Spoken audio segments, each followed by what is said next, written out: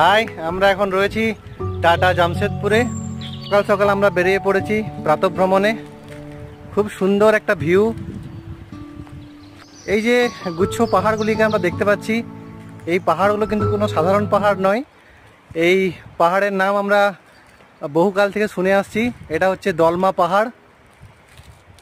ভিউটা আপনাদেরকে দেখায় একটু। আর এই সামনে হেঁটে চলা মানুষটিকে আমরা মোটামুটি সবাই চিনতেই পারছি। দলমা পাহাড়কে এত কাছ থেকে দেখে খুব ভালো লাগছে। এই পাহাড় সংলগ্ন পুরো জল এই ড্যামের মধ্যে দিয়েই এই সুবর্ণরেখা নদীতে গিয়ে পড়ছে। প্রাকৃতিক সৌন্দর্যটাও কিন্তু অসাধারণ। ওয়াও, আস্তে আস্তে হাঁপিয়ে গেলাম। বাহ, প্রাকৃতিক সৌন্দর্যটাও কিন্তু এখানে অসাধারণ।